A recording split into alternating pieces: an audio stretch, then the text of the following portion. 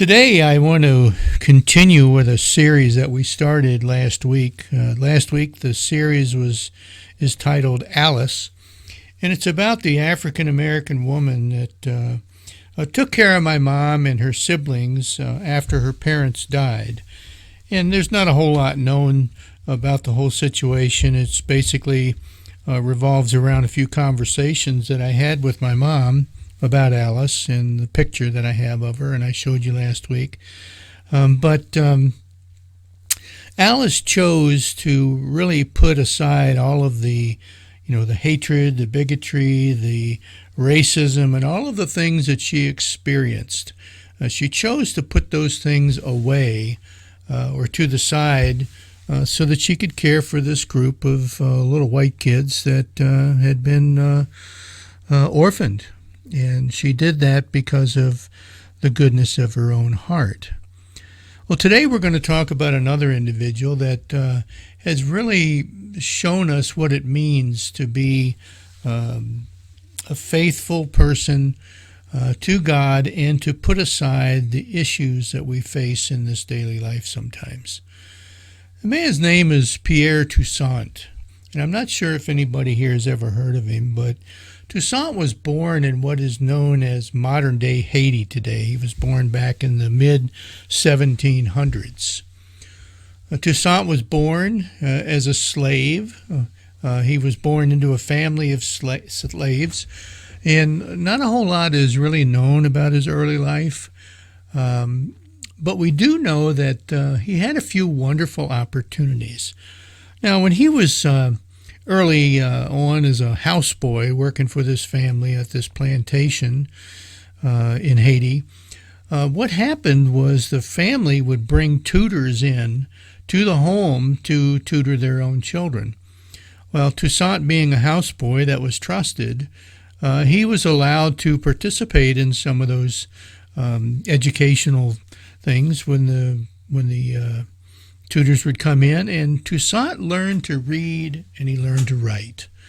Well, he also had access to the family library there, and in the library he found some books that were basically sermons written by a French pastor, a French preacher. And it was by Toussaint's reading on his own of these different sermon series that he found in the library. It was through that he learned about Jesus, and he developed a faith in who Christ is. He became very devoted in his Catholic faith. Now, in 1787, on this island of Saint Dominique, political conditions got really, really bad. And the island was deteriorating, and the plantation owner really had to leave. He had to leave in a hurry. So he gathered up his family and his kids and his wife, and he gathered up Toussaint and four other slaves, and they went to New York City.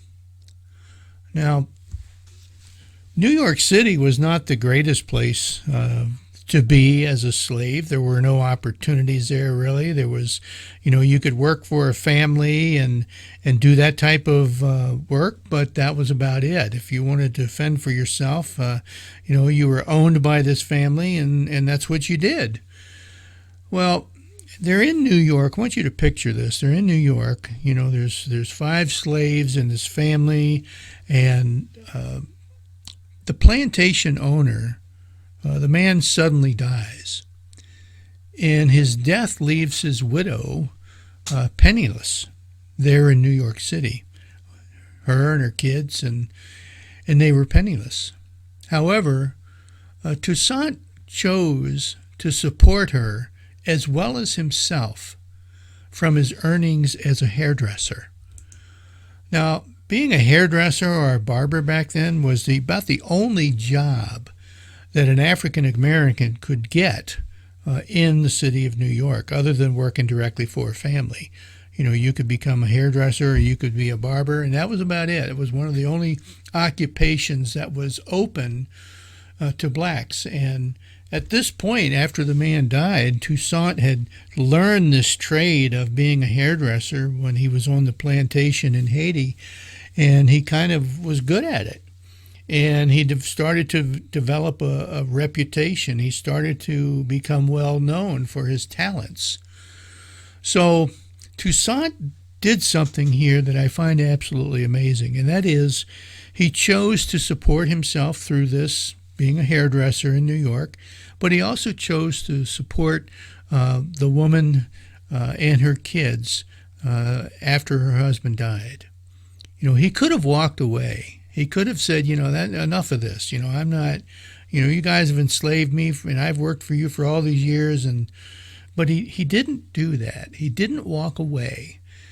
His Christian faith had brought him to the realization that all people are God's people. All people are created equally by the same God. And Toussaint believed in the scriptures and held them near and dear to his heart, and Toussaint wanted to be there for this widow and for her children. So lovingly he cared for them. He provided a place for them to be and to live.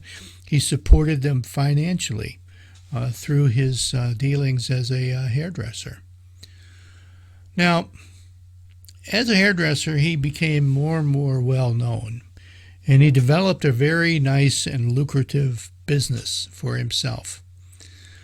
Many of the upper class women back then would seek him out because his talents became very well known, and he developed a great reputation. He was working for and doing the hair of many of the socialites, and they paid huge fees in many cases in order to have their hair styled by Toussaint.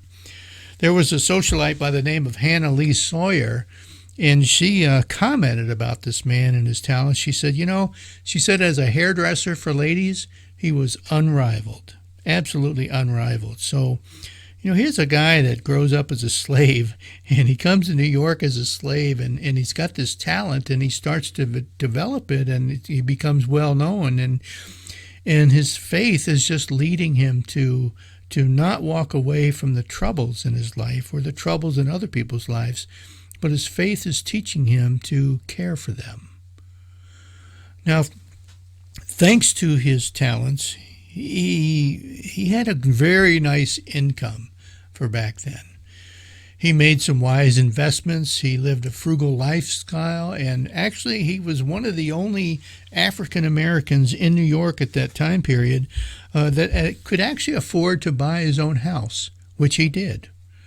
And he also bought the freedom, purchased the freedom of those other 4 slaves that came with him from Haiti. One of them was a woman by the name of Mary Rose, who was a younger woman than he was, by 20 years, and they ended up getting married. They absolutely got married. Toussaint's career as a stylist was one that was really demanding. It wasn't just standing around and flipping a comb, He, as a hairdresser, he spent 16 hours a day. That was his average. Spent 16 hours a day doing his craft. He would start off his morning at 6 a.m. by going to the St. Peter's Church in New York, and he would attend a mass there every single morning, 7 days a week, at 6 a.m., and that's where he started his day. And then he would spend the rest of his day traveling to his different appointments. Well, the mode of transportation back then, the average person would have taken one of these horse-drawn carriages or cars. That was the normal mode of transportation. But this type of transportation was barred for African Americans. He didn't have that opportunity. It's just another one of those examples of how widespread this racial discrimination was in New York at that time. As far as his faith goes, Toussaint earned a reputation as a very devout and a very charitable person. Every day, like I said, he attended the Mass at St. Peter's, but he also was a large benefactor of the Church of St. Vincent de Paul. Toussaint was a very generous individual. He also supported a couple of different orphan asylums. He visited them on a regular basis. And another one of the very phenomenal, interesting things that he did in his life was, even though he was married, but his marriage was childless, he and his wife made it a practice to take into their home many of the black as well as white children that were orphaned on the street. And they cared for them, and they provided for them, and they educated them until these kids were able to fend for themselves. Even though Toussaint had experienced racism at its finest in his life, he still chose to offer this type of loving, caring service to kids, regardless of what their heritage was. Regardless if they were black, white, yellow, it didn't make any difference. They also did something else that was quite an outreach. There was this thing called yellow fever in New York back then, and it was a devastating disease. Well, in some cases, when people did not respond well to treatments, or they didn't seem like they were getting better, they would be abandoned, and they would be put out of the hospitals or the homes wherever they were, and they were in the streets. Toussaint and his wife took these people, again, regardless of ethnicity or anything else, and brought them into their own home to care for these people that were suffering from yellow fever. That's quite a thing to do for a guy that, he had the money to kind of just turn away and say, I don't want anything to do with this. I don't want to get myself involved with this. I don't want to catch this horrible disease either. And so but he didn't do that. He turned around and he looked at people and he saw them as children of God, regardless of who they were, regardless of their ethnicity, regardless of their social status, regardless of how sick they were or how healthy they were. It didn't really make any difference. Toussaint lovingly cared for people. This man was absolutely free many years before his freedom was given to him. The widow that he cared for in gratitude for him before she died, she emancipated him, and then he ended up buying the emancipation for the others. And it was just one of those things where it was a beautiful picture of how the love of God could change an individual's heart. He refused to become bitter. He chose daily to cooperate with God's grace in all of the wonderful things that God was doing in his life.